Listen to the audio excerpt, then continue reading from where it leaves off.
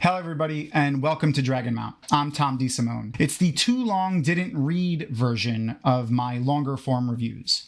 The too long didn't read version will be 100% book spoiler free. So these are free to share with your friends that you're trying to get into maybe reading the Wheel of Time books and they don't want spoilers and maybe don't understand some stuff from the show. And I will do my best to explain things and give insights on stuff and my thoughts on them without spoiling any storylines or hopefully anything from the books. Though if you want to watch those longer deep dives, we'll have those posted as well.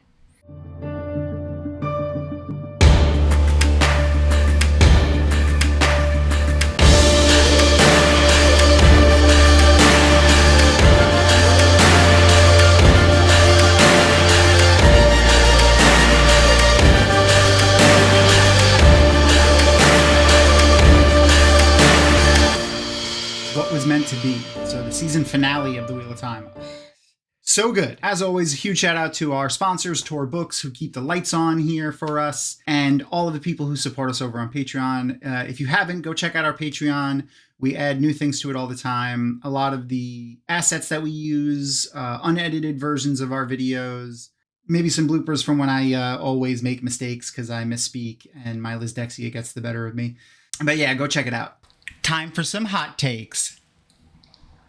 So first hot take is definitely going to be the seals. So it seems like the Forsaken were purposefully bound into the seals. Makes so much more sense that you have seals. Like, why have seals at all? Like, it doesn't make sense to the way the One Power works at any other point in the series ever. We understand... You know, a fact is that when Robert Jordan wrote this first book, he did not have the entire rules of the One Power mapped out. And I just really enjoy the way the seals function here.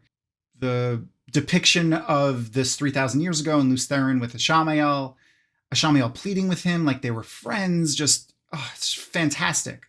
It looks like it's going to be tradition that we get a 3,000 years ago flashback for each episode 8. I hope they keep that up. But yeah, I like the way that they're depicting the seals and the sealing and all of that. I'm very happy with it. You know, I hesitate to triple and quadruple down on things as I was wrong with Avenir being a dark friend. But this episode just really pushes me to continue to think that Dane Bornhold is going to be the redeemable White Cloak here. That we're going to see him like be the more progressive White Cloak in the future. And that was just furthered by every scene pretty much in this episode. Even in the end, like, you know, the fact that he's being pushed into anger at Perrin and maybe doing some bad things, but, you know, that gives him a place to come back from, since he started out kind of progressive. Now he's going to go the other way and then come back, is my thoughts.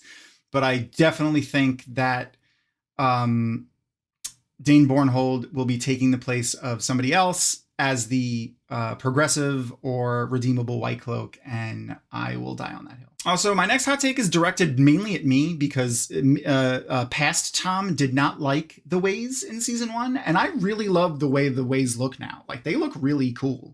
I was able to get these shots that when the lightning illuminated everything, I really enjoyed them. Also, Natasha O'Keefe is the perfect Lanfear. Fight me. I loved the fact that Rand didn't fight Turok with a sword. Like, this is so much, like, I already said it, but I'm going to say it again. It's a hot take. I love it. I'll debate anybody on that topic if they want to. It makes so much more sense. It's so much more thematic. It was funny in a way while still being kind of dark and brutal. But like, yeah, I like that so much better. I think Egwene was wrong for letting Rhaena die like that. Part of me obviously wanted to see her die because slavery is bad and slavers are bad. But at the same time, she is also brainwashed into doing what she did. Like, that's not a total excuse. It's not an excuse at all. But the brutality and the way that she killed her and the fact that she lied too just made it feel wrong. And I think she should have not killed her. Maybe just leave her with the Adam on and put the bracelet, you know, up like she did with, like Rhaena did with her so often. I think she was wrong in killing her. I think it was good for the writing purposes, and it's going to give Egwene's character something to have to think about and have to work around and with and embrace and think about. It's going to be a trauma that she's going to have to deal with. But I think, like, all in all, she was wrong to have done that, like to have killed her in that way like that. I know this is book spoiler free, and it will continue that way. My only reference here to the book will be that I say I think the blowing of the horn in the show was better than in the book, in my opinion. I loved every moment of the heroes being out. I loved every moment of from when they blew that horn, and every depiction of them. Uno being there was just amazing. I loved everything about it. If anyone wants to debate me on that, feel free. I am wide open. I will listen and have thoughtful conversations. If you want to be toxic and stupid about it, I'm not going to engage. But yeah, I really, really loved it a lot. I mean, who doesn't love Matt screaming, "It's time to toss the dice"? For real, like seriously. Also, another hot take, I kind of like that the Forsaken are immortal and not that they just, the Dark One grabs their soul and puts it back in a body. Like, I like that idea here. I mentioned that because Shamael turned to dust. I'm not sure about that. But just an overall hot take on like a bit of lore from the show that I like. I want to jump right into this episode because I'm so happy with it. Oh my God, I love every second of it. I was so happy. Oh my God. There was a couple of things I don't really get, but like all in all, I absolutely loved it. The channeling was so beautiful, like just so cool. All of the acting was top notch, and I was thinking about Hopper again, and wow, that death scene was amazing. The blowing of the horn and Uno coming back, so good. There's so many things here that felt amazing. Right off the bat, the trauma that Egwene and Nynaeve are going through, both at the hands of the Adam and the collar. One from Egwene's side, obviously being held captive and enslaved, essentially. And then both at the same time with dealing with putting the bracelet on and controlling another woman, and then that resulting in the death of that woman. So, like, yes, Egwene meant to do that, but you could see immediately afterwards that hit her hard. And that's that trauma and the after effects of her having done that are going to shape her for the rest of this series, and it's going to be something she needs to deal with and overcome. She doesn't know how to feel about it. You could see that in her face afterwards. And then the same thing with Nynaeve. Nynaeve was all gung-ho about putting that collar on that woman, and after she did it, you could tell immediately she was very apprehensive about using it, and it was only when her anger got the better of her that she was able to like really push through it and didn't really think about it. But once that Suldam died, and she felt it, and the bundle of emotions disappeared from her head and all that, it hit her. Like, she is responsible for that. She did that. Maybe not did it is too strong of a word, but like she had a hand in this woman's demise.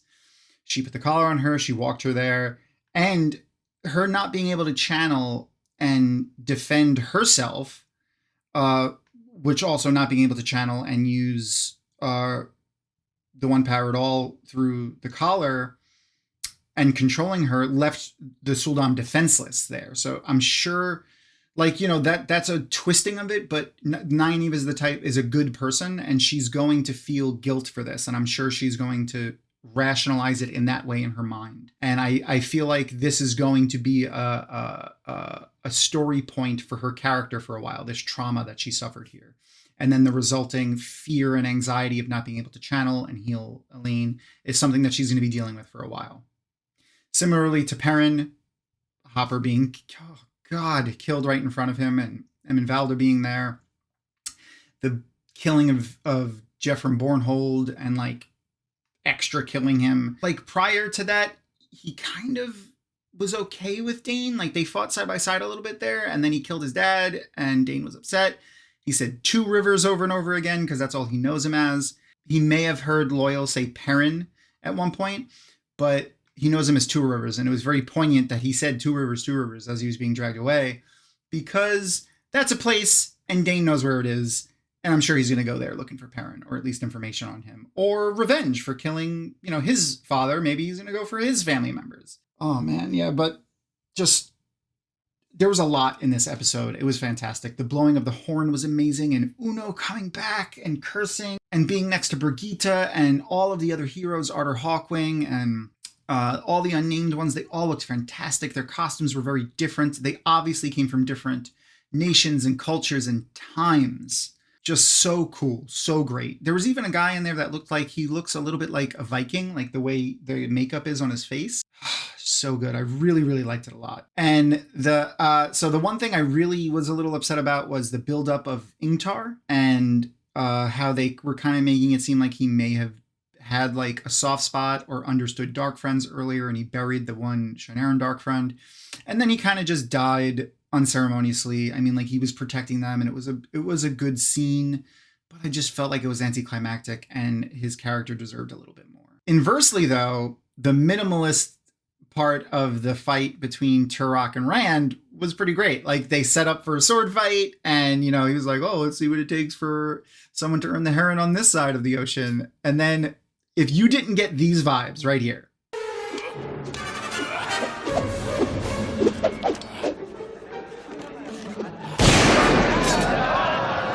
If you didn't get vibes like that from that scene, then what kind of nerd are you? I don't even know. Like obviously that this is totally a reference to the scene. It was hilarious.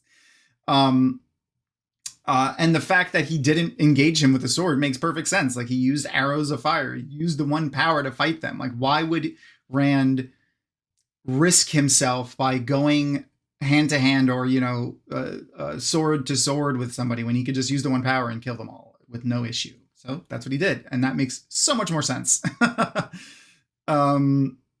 Though, an epic fight scene would have been cool. And, I was really looking forward to figuring out how Turok was going to fight with those fingernails, but here we are. All in all, though, it was fantastic.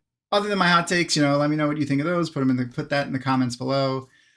Check out all our other content over on TikTok, and we'll see what we're going to be rewatching next. We're toying with a few ideas. We'll get some polls up soon on the social medias, and as always, until next time, I hope you find water and shade on the slopes of Dragonmount. That's all for this episode. Thanks for sticking around to the end. As always, please subscribe to our channel and click the thumbs up button or leave a comment. We like comments, especially positive ones. If you have a friend who enjoys the Wheel of Time, tell them about Dragonmount.com and our show. Special thanks to our show sponsor, Tor Books, as well as to our Patreon supporters. If you want to learn more about how our show is made and get additional insights into Wheel of Time, you can become a Patreon supporter. We have a lot of big plans for the show, and your contribution will go a long way to making them a reality. Be sure to follow Dragonmount on social media, and see you next time!